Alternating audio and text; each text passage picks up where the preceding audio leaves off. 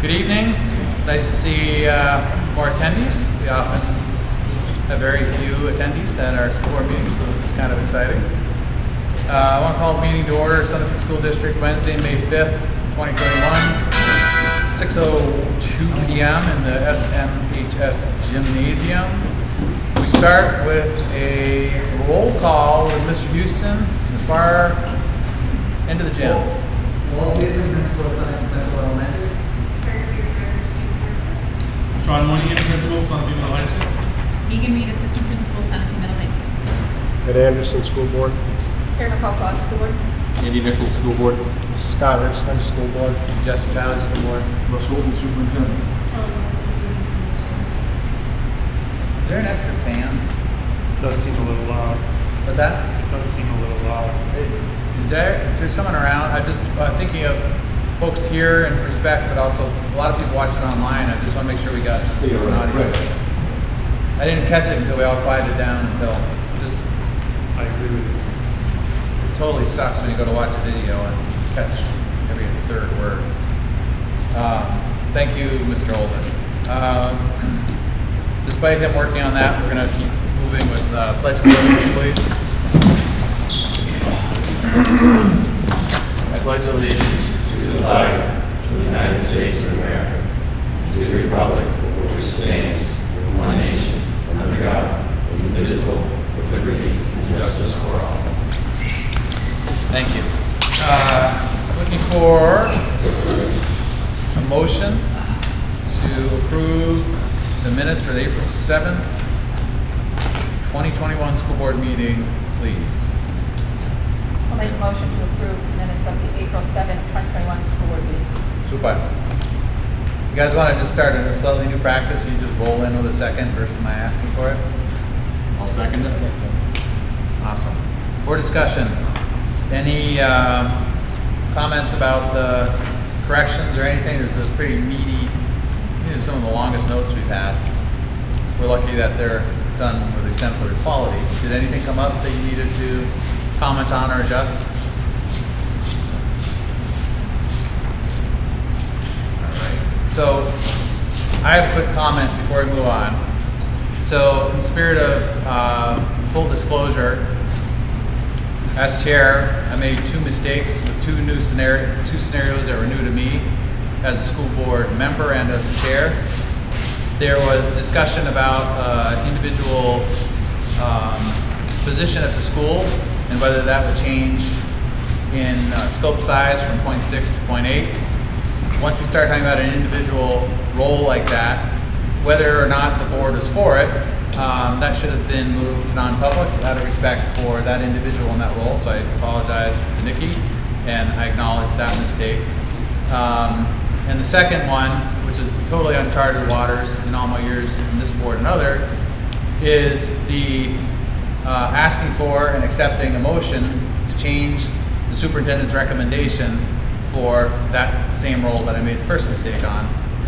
Because it didn't feel right, I wasn't sure, but I was trying to encourage dialogue. The board is very vocal, trying to work with that, trying to be a good chair. The only problem was that it's illegal to do that. The board can approve or not approve a superintendent's recommendation, but they can't modify it, which is why if you weren't here for the next set of notes that we need a motion on, we had to have a special meeting, which is posted just like these are, to rectify my two errors. So I just want to acknowledge it, apologize to the board, apologize to the community. I will not make those mistakes again next time. I just wanted to give clarity. Any comment or addition? Okay, I just think it's helpful to, I apologize. So do I have, I got a motion, do I have, all in favor of approving the, You want me to make a motion to approve the minutes of the April 14th special school board meeting? let me get it all in favor of approving the April 7th as written, please say aye. Aye. Okay, folks at home can see that, thank you. So that passes, and yes, go for a motion. Motion to approve the minutes of the April 14th special school board meeting. Add Bessie just referenced in his comments. I'll second it. Thank you. Any discussion? Those are pretty straightforward. Thank you. All in favor, please say aye. Motion to approve the policy meeting notes from April 22nd, 2021, please. I'll make a motion to approve the policy meeting minutes from April 22nd, 2021.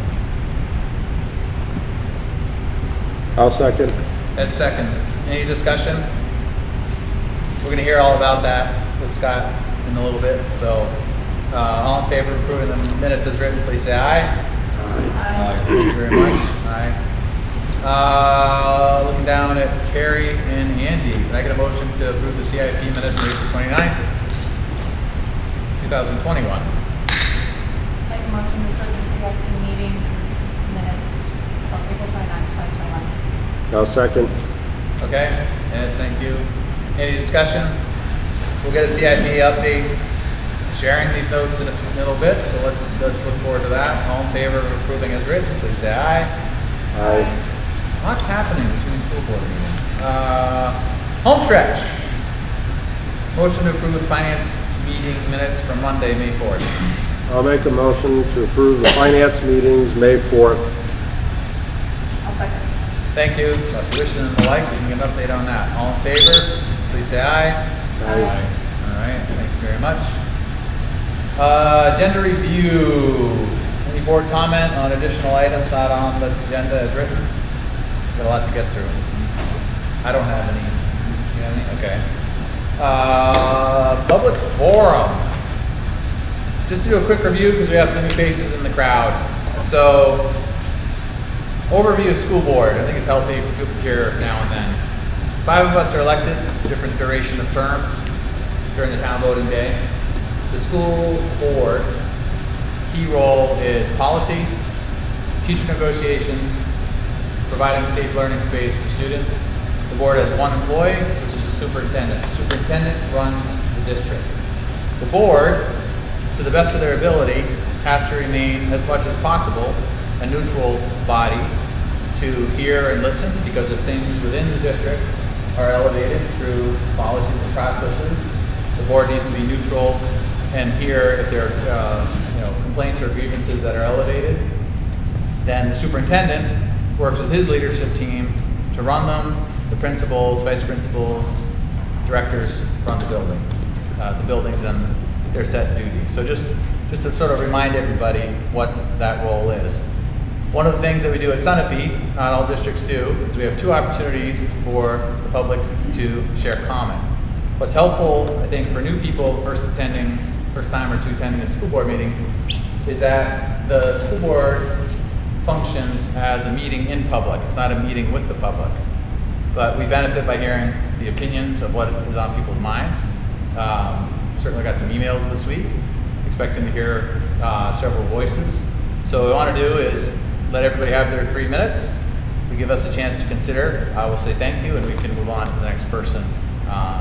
So started, I think, right to left last time. We'll start left to right this time. Anybody want to speak for up to 3 minutes before someone else speaks and share your thoughts? Go ahead. Your name and your address, please. My name is Adrienne Scott. I'm sure you all received an email from me, a couple actually.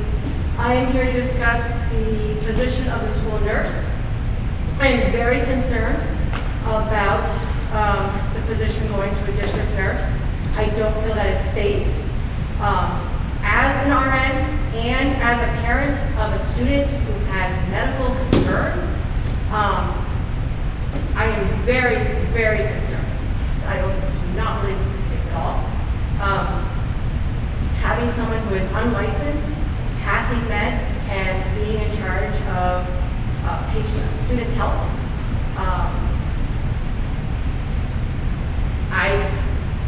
I don't think that should happen. I think we need an RN here. We need an RN at the elementary school. And that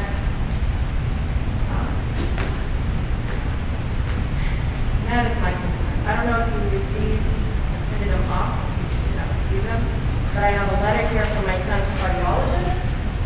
He has a history of seizures and he has SVT. So his heart rate goes up over 200, and if it is sustained for an amount of time, he can pass out. And the school nurse has been involved. Is that nurse? The school nurse is aware of this, and she has been involved. We have discussed a plan. We have a plan in place. If he starts to become symptomatic, he goes down to her office and she manages his heart rate. There's several ways she does this. First of all, it comes with an assessment. RNs are the only people who are allowed to assess a student or patient. You are not going to get that from a non-medical personnel. Do you guys need one?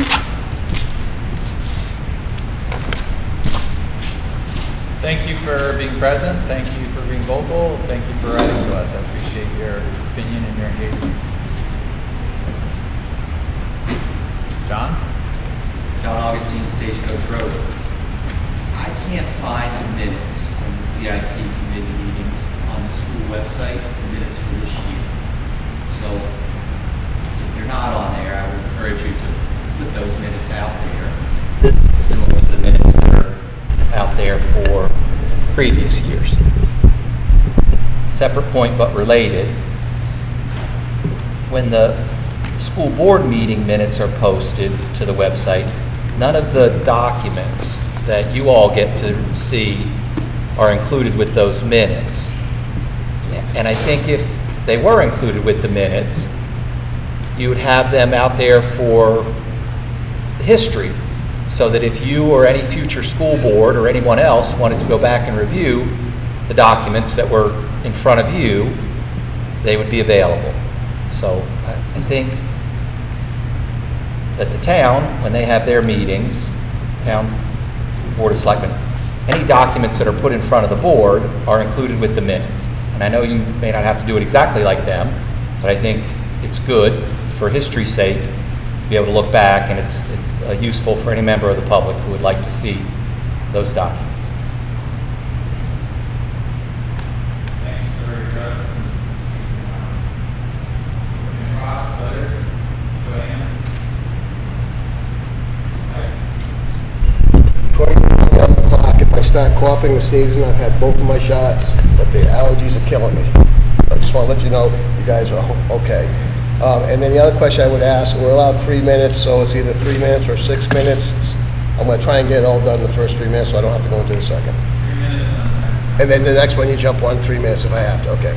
So I was at the town select board meeting Monday night, and I thought Jesse did a very good job explaining how it would be advisable if both the town and the school board could work together more, and benefits it could have for both parties and the taxpayers. I also like the fact that you could ask questions and have a conversation with the selectmen at these meetings. I only wish the school committee would adopt this attitude at the school board meetings and the CIP meetings instead of just thanking us for our comments. I had a meeting a week ago with Russ and asked him if he would see if any of the school board members would be willing to sit down, have an open dialogue and discussion about the past failed warrant article and some thoughts about the direction that the school board should investigate more than just hiring a public relation person to try and get the word out about the next warrant article that we'll be proposing. I was told yesterday by Russ they were not interested at this time. So since you guys weren't interested in sitting down and dialogue, I figured I would just come to the school board meeting tonight, so at least I can make my comments, get a thank you from your chairman for your comments. So here we go. The last school board meeting you had, I watched and listened to how you're in good position to get federal COVID money, and that you would use the money to put a new roof on the elementary school so that you could then put in a new ventilation system and do renovations if the bond passes in 2022. My recommendation is that the school board uses this money for this school, for the heating system, ventilation system. You know this building's going to be here for eternity. Only a year ago, you listed 15 reasons why one campus was the best option at a cost of $18 million for a 52,000 square foot new school, and you got 697 yes votes. This past proposal was to renovate the old school and add 12,200 square feet for a 40,000 square foot school for 10.6. This price was $7.4 million less than the 2020 proposal, but you only got 634 yes votes. The more expensive cost the year before had 63 more yes votes. The people are speaking. They support Sunapee schools, but they do not support spending money on a 95-year-old building. Please listen to them and look at the other options that are available with a one campus. With declining enrollment and the potential to sell that building and have it then go on tax records for the town, it's a win for all. Lebanon has done this and so have other towns. Our present 95-year-old elementary school with its poor ventilation system did not have many, if any, cases of COVID this past year. And please stop using the term life safety issues as a scare tactic. There are no life safety issues, otherwise this school would have been closed down by the state fire marshal. What you have is a 95-year-old building that has some issues that the taxpayers are not willing to support spending money on. I feel that they will support a one campus with a proper sized building. There's no guarantee the voters are going to change their minds about spending money on a 95-year-old building. Do the right thing, apply for the COVID aid, and spend that on the high school. And last but not least, I know the potential of losing a sports field is a concern of some. And I have a few ideas on that, but I won't take the time to get into that now. But if someone wants to hear my thoughts, I am happy to speak them at another time. I thank you for your time. So I end at 3? Okay. My name is Ian Lawson, live on Main Street. I have 3 kids that go to Sunapee Elementary School. Like some parents here in this town, we're questioning the whole mask mandate for kids. It's been over a year with COVID. Plenty of science backs that kids rarely get COVID, and yet here we are a year into COVID, they're wearing masks. Kids shouldn't be used as pawns, especially in school. Their mental status is awful now. My kids aren't as happy as they were pre-COVID. It's depressing seeing them all grouped together with masks on. The fun isn't there, the teaching isn't there. I feel like this school, or most school districts, feel like germs don't float around rooms, they don't go in the hallways, the dividers don't help. If it did, along with lockdowns and masks, no one would be sick. Here we are over a year into this. I firmly believe that it should be up to a parent or a teacher whether or not they want to wear a mask. It shouldn't be up to school officials who get voted in, or however the process works. It should be up to the individual, the families, on how they want to approach the situation. That's it.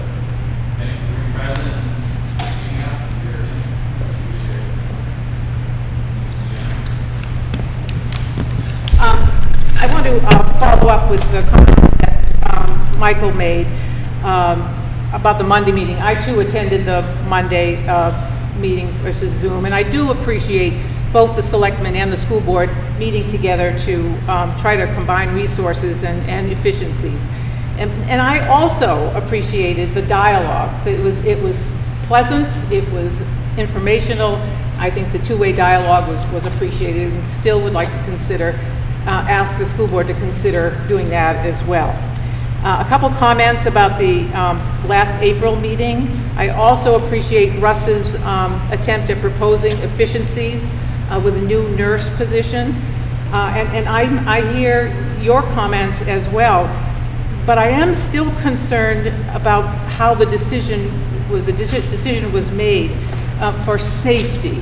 And I guess 3 minutes or 5 minutes or whatever it takes for the nurse to go from one school to another. When I dial 911, it's going to take a lot longer than 3 to 5 minutes to get to my house. So what is realistic safety? I mean, will we have nurses on buses? Do we have nurses at athletic events? My concern is if we can't make that decision on a school nurse or a music, how are we going to make cuts to our staff at Sunapee?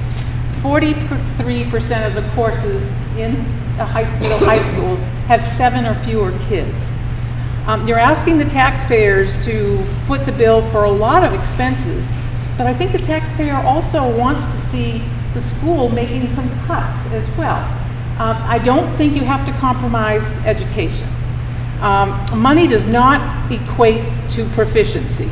Currently, Sunapee's proficiency is, 77%? And that's the state average.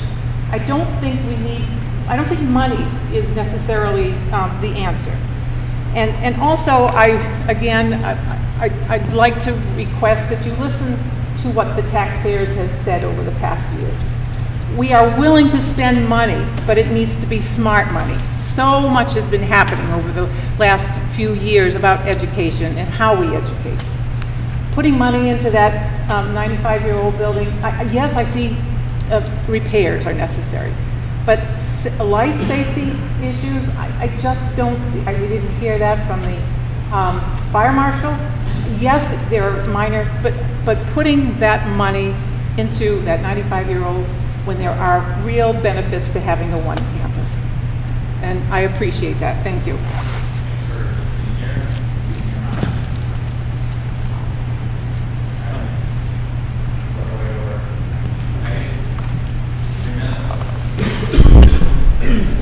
I'm going to revisit a little bit about the nurse's position. I'm a native, I'm a mom, I'm a coach, and I'm a certified educator. I've worked in the elementary school, and I've seen the needs that come with child development. When we're dealing with a kindergartner versus dealing with an 11th grader, and the issues that come about are two different animals. And I feel that it's really, really important and critical that we have a nurse that is working with these kids that is child development appropriate. The way you handle things at a kindergarten level and the way you handle things at a 12th grade level are very, very different. I heard mentioned in the last meeting something about telehealth. I went home, told my husband, and he laughed in my face.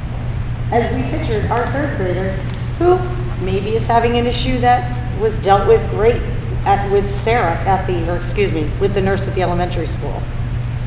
But I could picture her going to the nurse at the high school and that nurse going, I don't know about that. They're handling it through a screen. We're gonna handle it through a screen? You're gonna diagnose a 3rd grader through a screen? Sounds kind of risky. So with that, if it's all about money, and appears to be, so money versus the safety of our children. When I had a baby, I didn't say to myself, how much is this baby gonna cost? My husband did, but I didn't. Because I'm not putting a dollar amount on any child's head. Never. I would never not put a helmet on a child playing softball game. And I'm not gonna put them in a school where they don't have the things that they need to keep them safe. I can't even believe we're discussing this. And I'm very unsettled and I'm concerned. And I think there's a lot of people in this community that are concerned. This is very sad. I grew up here. I remember every nurse's name. They were certified, they were professional, they took care of me, and I really hope that there's someone there 100% of the time to take care of this future of this community. Thank you.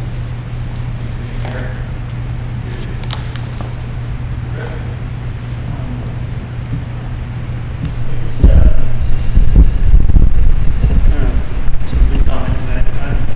I agree with you, too, the only thing about the nurse. Speak up. I agree with you, the two about the nurse. I think that, I just don't think that's probably something you should be cutting. It's one nurse for one school. It's not like it's a medical doctor, I really don't think that's where we should be trying to save money. But as far as the school system goes, I think, being on the budget committee, you guys kind of under budget your revenues. You kind of got a lot of fat in some spots in the school. You got advanced placement classes that are taught by high schoolers, high school teachers, which are great, but if you put them kids in a college class, they could get 3 or 4 college credits and you'd probably save the taxpayer money, and it's probably better for the kids and the parents. And there are ways, I think, in the budget that you could change that could probably give you the money that you need for that payment that you want for the bond to renovate that school. And I don't know, even somebody like myself who's been prone to fight taxes, why I would fight a proposal to have a cost-neutral proposal to renovate that school. I think the amount of money you'd have to spend a year in the payment for what you guys are trying to do could be found within the budget with some tweaks and some increases in revenue, and I don't see anybody fighting that. Thank you.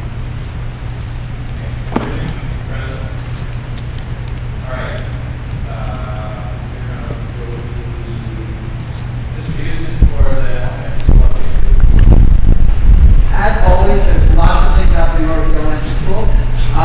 We started this week with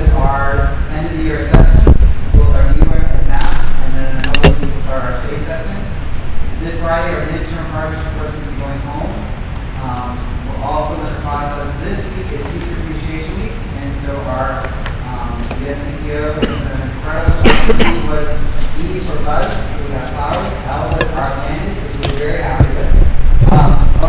Today was a one meal. Tomorrow we'll get one snack. And on Monday, on Friday, will be many thanks. And it was letters that the students spent writing to the teachers this week. And we also got we're getting a free coupon for a smoothie down at the harbor. So we are thankful for our local businesses who are reaching out. We're in the process of also planning our summer reading program, and traditionally in the past, it's either been the elementary school or it's been the PTO that has paid for the summer books. And so this year we reached out to the Friends of the Abbott and asked if each organization could, instead of buying all the books, buy one book. So the library's buying a book, SPTO is buying a book, and then the school will purchase a book. So every child at the elementary school had 3 books for the summer to read, and not anyone feeling the one cost of having to take that all in. Because when you talk 3 books for 150 children, we were talking well over $3,000. So it's been nice that our community partners are helping us with that. This past month, April was Poetry Month, so every day a different class led us with poetry, and then this month we're doing what we're calling Mindful May. And so every morning the students are participating and teaching us new ways to be mindful and to be centered and to be focused on our day. So that is what we're doing during our morning messages. And then it is hard to believe that we end in 5.5 weeks, and we looked at our calendar today and it's packed with everything we need to get done. So it's hard to believe that in 5.5 weeks we're ending. To think, we didn't know if we'd make it to Thanksgiving, and now we're talking about making it to June 11th. So it's busy down the street, so thank you. Very nice. Thanks for the update. Mr. Moynihan? April and May is a real exciting month with scheduling and testing is what we call it. So all the students receive their scheduling information, and they're putting together their schedules for next year, and Mr. Cooney has been putting it all together. So the student schedules are probably, I would say, 90% completed for next year. We've got students in AP testing this week and next week, so we have 6 different dates where students have to take AP testing. We have the state testing next week as well. So a lot of work has gone into that. A little fun before vacation, students put together a spring fling. We're able to get outside and do some activities, which is a nice break for them, a nice opportunity to socialize. And the more we can be outside right now, without those masks, if they're socially distanced and things like that have been very helpful for them. We've had our National Honor Society put a mental health awareness activity together. So again, kind of like Mr. Houston said, very busy, not the most exciting things this month, but hopefully more fun as we get to the end of the year. Thanks. Megan, do you want anything? The same, just when we look at what, May to June, I was meeting with the new teachers. We have a rookie squad this year of 4, and we once a month get together and talk about what's coming up. And it took about 45 minutes to talk about all the different activities and what each entails, and what's class day, and what's this honors banquet, and what's field day, and what's prize speaking. And it's about 3 months of school in one. So, but really great to be here, and the kids are doing great. It's great. Thanks. A couple of us went to the track meet yesterday. Stephanie Hubert was the stand-in coach for John Reed, who couldn't attend. And it was amazing how normal it felt. I'm at work every day at Hypotherm, so I've had a different COVID year plus, but it was just amazing just to hear kids laughing. The Sunapee kids were doing their thing, managing it, cheering each other on. But it was amazing because of some of the parents who didn't really have anything to do because the kids were taking care of things and Stephanie was coaching. We were talking to each other about how nice it was just to have some normalcy for us. And so that was a nice compliment to the culture that's built in the school and how the kids hold themselves to that standard. So you helped with softball. And we've had a very good, relative to past springs, we've been fortunate. We've, I think, probably gotten a few more games in than usual relative to this time usually. And it's just, that's a big bonding time, I think, for both the parents and the kids. And it's just been great, having that taste of normalcy and, again, seeing the kids be kids and doing what they should be doing, having a lot of fun, working together on a team. It's all good. Yeah, I read again that some of the students that have been remote the entire time, we've been full-time, could be up to 4 years behind when they get to high school. So just thinking about pretty amazing accomplishment this year. I haven't found another district that's only missed 1 year. So compliments to the leadership team, the administration for that this year. We still have 5.5 weeks to go, but it's hard to compare that to other school districts about the high school. Superintendent update, please. So it's great that folks get to push away a little bit last week, vacation in both, I think, for our faculty and for our students and for our parents. Again, I think you just heard about the normalcy. I think April break felt pretty normal to, or more normal to a lot of folks, so let's enjoy that. Finishing up evaluation, starting the interview process, planning for next year. So one of the things that we need to do, and we'll be posting on our website probably the end of May, will be our reopening plan. I shouldn't call it reopening, our continual opening plan for next year. So the state has federal money, ESSA money, ESSA CARES money that we are allocated to get for ESSA 3. Part of receiving the competitive grant and applying for that grant is posting your opening plan or reopening plan or continuous opening plan on your website for review for your community. So in developing that plan over the last couple of weeks, I can tell you that it looks a lot more like it did pre-COVID. Again, we'll wait and get guidance from the DOE and DHHS, but right now, as things are looking, I can see us returning a lot more to what was going on in 19 and 20 than 20 and 21. That's great. Summer school, and also getting the list together and putting things together, as we'll hear tonight, to do some of the summer work that needs to be done in our buildings. Super. Thank you. Policy. Got quite a stack of things here. I'm staring at you, Mr. Earthman. Would you like to give an update? Yes, I should make a motion first. And then Yes. okay. So I'll make a motion to approve the first reading for the following policies. JIB, Student Rights and Responsibilities. JIC, Student Conduct. JICD, Student Discipline and Due Process. JICL-R, School District Acceptable Use Policy for Students. And also motion to approve the rescission of the following 3 policies: JFC, Student Conduct, JIA, Student Due Process, and JICI-R, Modification of a Weapons Expulsion. I'll second to keep us moving to discussion. What insights that you want to share, please? Yep, as we pointed out earlier, we met right before break on the 22nd. And as you may gather from the description, these policies are primarily around student conduct, discipline, and rights. And the rescinded policies have been absorbed into the new and the revised policies just to consolidate and make it more streamlined and better organized. But I think, without getting into the weeds, the main gist of it is these changes are moving the policies a little bit more towards focusing on intervention. I don't know if therapeutic's the right word, but and making the move towards consequential and punitive pieces a little more gradual, if that makes any sense.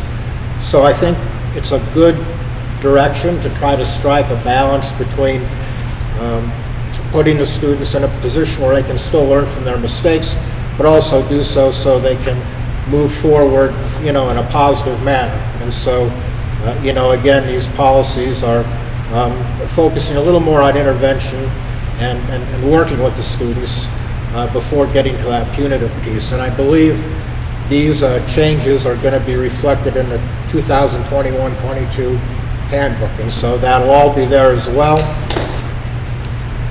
The only other piece that we really looked at, and I think it was kind of significant given our circumstances this year, going 1-to-1 this year for all students, for every student that has a device. I think for the first time, the acceptable use policy was looked at really hard. If you look at the website where these policies are posted, there's a lot of red on that policy. And so those are things that have been added to try to update the policy more, considering the fact that, again, every student has a device now. And again, without getting into the weeds, I think that the main focus is, I guess the buzzword is digital citizenship. Is that the right term for it? And just helping the students. And there's a wide range of ages, obviously, with our students, but helping them become, more responsible, better citizens when it comes to technology and what they do with their technology and what they do online. So, again, these policies are posted, I believe, with the agenda on the website. So you all can take a look at those at any point, and then next meeting we'll have a second reading to finalize the approval. Super. Thank you. Any questions? Well done. I say this every time, and I'll say this until I'm no longer the chair. We, a few years ago, did not have a healthy policy. Updates and with the work the team has done, I put the quality and the comprehensiveness of our policy against any mistake confidence that they're as good or better. So thank you for the hard work to do so. It's a team effort. Appreciate it. All in favor of Scott's motion for first reading rescinded as written, as read, please say aye. Aye. Again, thank you for the good work. It's one of our core responsibilities of the board. All right, looking for a motion to approve the hiring of EEI as an energy service company. In a second, go to discussion. Make a motion to approve the hiring of EEI as the energy service company. I'll second. Carrie and Ed, I can't even hear you with the fan. That's green, by the way, that's not. Okay. That's right. Okay, the field's gonna be green. You can put up with us. We all gotta speak, everybody's gotta speak. No game tomorrow. louder. I was looking around like, they all starting off, so I guess it's nice hearing rain. Good, good problem to have. Any comments from CIP on the hiring of EEI for consulting? No, just for context though, to be able to use the federal funds that are coming to us, we have to have a company that's hired through an RFP process. Yes. In order to do its vetting, so. Yep. Did everyone hear that? Okay, so to qualify for federal funds, we have to have somebody hired through an RFP process. So it's a formality so that that we will be able to qualify for more of the funds that we can potentially use for it. So, Andy, anything? Okay. Worked with them in the past and hope they can help us move forward. All in favor of approving the hiring of EEI as energy service company, please say aye. Aye. Unanimous, thank you. Looking for motion to accept gifts for proposed new scholarship in form of a trust. I'll make a motion to accept gifts for proposed new scholarship in form of a trust. Great. I'll second. Tie for second. Discussion. Do you want to give a little color to this with the communications? So we were approached by a couple folks. You can see there's some information there on the individual and also by the Lions Club. They'd like to put some money towards scholarship. For this process to happen, you have to accept them as a gift and a trust. We then will have these folks put the checks down with the trustees of the trust fund, and then they'll work with the school every year to withdraw money to give the students for those scholarship opportunities. Sure. I'll just read the note. Hi all, thank you for your help in establishing this memorial scholarship. If approved by the school board, it will be funded by my family to $15,000. $1,000 will be awarded annually to a graduating senior who has demonstrated outstanding empathy and compassion towards those with special needs. The recipient will be selected by the SMHS Selection Committee. Thanks again, Joe Internicola. So we're greatly appreciative to Joe and his family and the others involved All in favor of accepting the gifts for the pros new scholarship in the form of a trust, please say aye. Aye, and thank you very much again. Incredibly generous. Need a motion to approve the proposed field trip for close-up. Justin, can I just interject? Do you want to talk about the Lions Club one? Say it. Do you want to talk about the Lions Club one also? Oh, I'm sorry, I jumped over one. Yeah, you're right, I'm sorry. I looked at the next thing. We got a It's long on list the tonight. third, fourth page. Thanks. I take it, you grabbed the Jake break, we're slowing this down. All right. We accepted them both. Do you want to just talk about this one as well? Sure. So the Lions Club has put a scholarship of $17,000, which should be lasting 8 to 9 years. Both scholarships will be named the Chuck Gillette and Jim Currier Scholarship. One will be awarded to deserving students who have shown exceptional commitment to public service and son of the community. The second will be awarded to a deserving student who is pursuing a future in education, in training in a vocational or 2-year college program. So just thank you very much to the Lions Club and Yeah. the generous folks. Yeah, very generous for 17,000, Really 50,000. very involved, Chuck and Jim, very involved community members in this community for a long, long, long time. Yes. Thank you to them and thank you for the generous donation for the scholarship. Now, in order, I will look for a motion to approve the close-up November 2021 trip, field trip. I'll make a motion to approve proposed field trip close-up November 2020. I'll second it. I went to that when I was a junior at Hartford High School. It's an awesome experience. Awesome experience. I'm excited that there's likely the motion in our country that our students will be able to have that experience. Incredible experience. I don't know, do people, quick show of hands, do you know about what close-up is? So, do you want to give a quick overview? I can do it from memory if you want. It's probably changed in 30 years. Yeah, so he's been going to this program for about 3+ years now.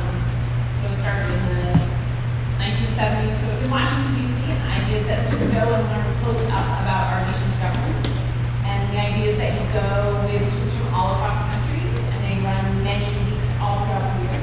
So we'll go a week of school where we have Veterans Day, so there's a holiday in there, and the kids won't miss as much academic time in the building, but we're gone Sunday to Saturday, and we're there with students from a variety of different places throughout the U.S., and the students get together and debate issues, and they see sites, but while seeing sites, they're immersed in discussions about modern day issues, and really try to inspire kids to see that they are the democracy, and learn about things up close, I guess, is the concept. Awesome. Thanks for that. Comments, questions from the board? All in favor of approving the field trip as proposed, please say aye. Aye. That's awesome. Some normalcy. Looking for a motion to approve spending up to $25,000 from the Roof Capital Reserve Fund. Second for discussion, please. Make a motion to approve the spending up to $25,000 from the Roof Capital Reserve Fund. I'll second Andy's motion. Okay. CIP, you want to share a little insight? I wasn't at the last meeting, so I don't know if Russ wants to take this one. I'll be happy to. So again, we've had some roof issues with this building. I think folks remember back a couple months, the roof over here leaked above the roofs, went into the classroom wall, took out that whole classroom, actually sprinkler head. In the process of fixing that sprinkler head, we found a bunch of roof leaks that were up in that general area that we didn't really know existed. So that's section here. And so Matt's going to take on restoring that again to the contract, and we'll just do that restorative process we did the imaging. And so that's what's going to be done during the course of the summer. Great. Questions or comments from the board? That was quite a mess over in that area. All in favor of approved spending $25,000 from the Roof Capital Reserve Fund for Section E, please say aye. Aye. Nice to see that wrapped up. Looking for a motion to approve spending up to $20,000 from the School Building Capital Improvement Reserve Fund to address the life safety issues identified in the fire and sprinkler inspection in 2020 and other facility issues. I'll make a motion to spend up to $20,000 from the School Building Capital Improvement Reserve Fund for those life safety issues that you just addressed. I'll second it. Okay. Discussion, commentary? Sure, so these, if you guys look at. So they kind of go hand in hand, the 20 and the 10. So we have two capital reserve accounts. One is for the school building, which allows us to do both buildings or any building in our district, and one is for the elementary school specifically. So really what we're asking for is 30,000, but the school building capital reserves has more money, so we took $20,000 out of that. These are things, again, that have been identified. It's moving the propane tank, water gauge valves, failed shutoffs, rice sprinkler head expired, other sprinkler heads expired, ventilation in the home economics room, water gauge at the elementary school, internal fire inspections at the elementary school, and the attic system, converting that over to a wet system. Remember, a year ago or so, we insulated it, we monitored that for the year. It's now time to turn that from a dry system to a wet system. So again, they are different, but they're all part of the same scope of work. And that has a balance of $114,509. All right, all in favor of approving the motion of $20,000 from the capital reserve as noted, please say aye. Aye. Aye. Yes, thank you. You're, I guess, out of order with discussion, but we already heard about the next one that's coming to make up the $30,000, but we still need a full motion for it. I'll make a motion to approve the spending up to $10,000 from the Sunapee Central Elementary School Capital Reserve Fund to address life safety issues identified in the fire and sprinkler inspection in 2020 and other facility issues. I'll second. Second by Terry. Any further discussion? Okay, so it's gonna make up the $30,000 to do that work. All in favor of approving the motion as read, please say aye. Aye. Aye. Thank you. Approve the proposed extracurricular SMHS spring coach. I'll make a motion to approve the proposed extracurricular SMHS spring coach. I'll second. Great. Thank you, James Walsh, for being the middle school baseball spring coach. All in favor, please say aye. Aye. Aye. Okay, thank you very much. Proposed support staff. Informational items is our next section. So just in your packet, you have a list of folks that we will be potentially offering contracts to next year. Folks from facilities, food service, technology, business administrator, and directors and our administrative assistants. There was a little bit of a change this year. Darlene Morrison is cutting back on her hours. And so we've worked with Darlene, we sent those hours back a little bit from what they previously were. And so it's just information that you have. You do not see there, you'll see it probably in June. The paraprofessionals, we're in the process of doing that evaluation and determining where our needs are on bringing good people back and where they would be best placed. Great.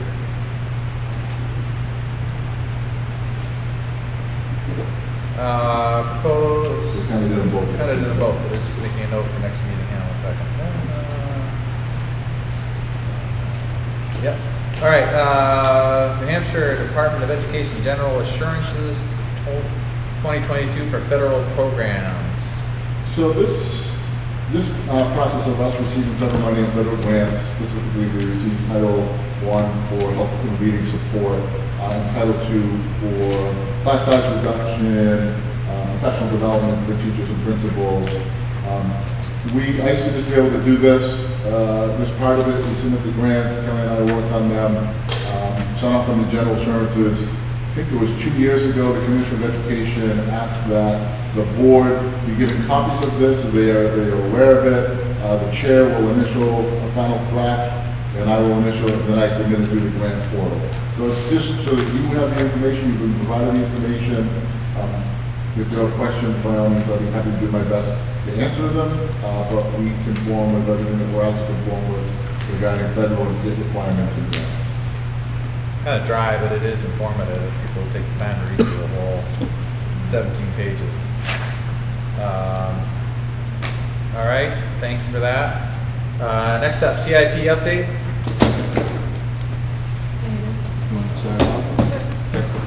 Yep, so focus of SIP over the last couple of weeks has been mostly on the RFP process. So we sent out the proposal for bid, got the bids back, reviewed that, and then had some follow-up discussion, which led to our approving the I for hire this week. So I think upcoming discussions will be a little bit more way forward thinking and what comes next, how we're going to address spending the federal funds that we have and bring that back to the board. Also, I know we talked during many meetings about the grant for the biomass plant that we applied for, and actually we did get the grant, which was good news. The other good news is we have up to 2 years to spend it, so we don't have to make any rash decisions. But that was approved for $270,000. So you know, some of the things that we worked hard on and put in for those extra money, they did come true. So just wanted to let everybody know that that is available to us also. With a 2-year window. With a 2-year window. That's great. Yep. Thank you for the work. What's the, congrats on the grant. Are there any updates on the state aid? Yes, so the governor right now, his budget has $19.9 million put in for state building aid. Something, the final list has been approved, something is second on that list. Allenstown is first. Allenstown passed their project this year, contingent upon building aid. Allenstown portion of building aid, 60% is $19.4 million on their $29 million school. The building aid in the budget, folks are following the process in the Senate right now. The Senate may add more money to building aid. The governor may add more money to building aid when things flush out. If the remaining $400,000 or so was left in building aid, we could make a determination if that's something we'd like to apply for and receive that money, or potentially building aid could be pulled out completely by the governor or by the Senate in the proposed budget. And if that was the case, we would automatically roll forward to the next biennium, qualifying still as 1, 2, or 3 for building aid that was available in the next biennium. So it's kind of we're still in the game. And so once that report we received in January all washed out and was finalized, you know, we're still recognized by the Department of Education as having some pretty serious issues with security, space adequacy, and safety. All of the above. Yep, it's a second or third place is mortifying to be associated with. But I'm glad there's a potential window if we can move something forward. Thank you for that. Finance update. Yep, so I'll speak to that. The Finance Committee met this week with administrators to talk about the possibility of bringing in additional students into the district through a tuition in. We talked about the policy as it currently stands, and essentially landed with a couple of action items that Russ will follow up with in the coming weeks. So to reach out to some of the surrounding districts who have choice programs to see if there's any interest in potentially coming to Sunapee, if we could offer transportation, for example, would that attract more students? Potentially looking to put a letter in the hands of parents to talk about the Sunapee program, and the possibility of coming here, a survey possibly also to just ask about that interest and what might attract them here. So that's all I can say right now. Hopefully we'll have a little more to tell come June. Nice. Thank you for the extra legwork and the vetting, and thank you for the work you're going to be doing this month on that. Look forward to hearing an update in June. I forgot to add this as an official agenda item, so I'm going to take a little bit of liberty because it was brought up, and I meant to add it at the beginning of the meeting. I just want to do a quick update. Almost the whole board attended the Board of Selectmen on Monday, so I just want to make sure it was on our notes as well in support of the Board of Selectmen and Town Manager and everybody who participated. In my opinion, others' opinions will hopefully follow. I thought it was a long but productive exchange where there's been goodwill, I guess I would say, definite mutual interest between superintendent, town manager, and the boards to work together more visibly, more effectively, when our combined work is what goes to the taxpayers as a single bill. I made a proposal, which I just want to have on our record and have our audience be able to hear, that I would like us to talk about. We don't need to get into it as an action item tonight. What we've had in the past is we have both boards, and then folks from each board can mix with the other board, citizen volunteers, all of that. I, as a voter, so after I'm on the school board, I would want to see this. I wanted to see it before I was on the school board. I prefer adding an element of the communication goes to where the accountability really is, and the town can see that. So my suggestion to Josh and to Donna were that during the Budget Advisory Committee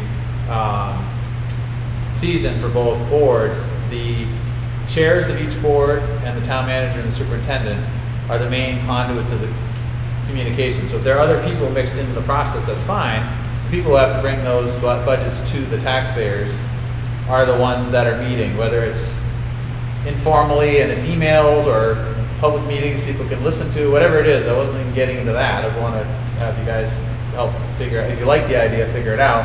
But it just wouldn't be a huge change, but I think it'd be meaningful for our voters to see that. And then part of the discussion, and I forgot who said it, so I can't give credit, I really liked a couple things was, before we even start, I think it might have been Chief Cahill, before we even start both of our committees, we informally get together and say, this is a want and this is a need. So on the school side, we have Department of Education telling us we have to do things about fixing the elementary school. They wouldn't be totally surprised. We could say we want to do this or we want to do this. The chief needs a new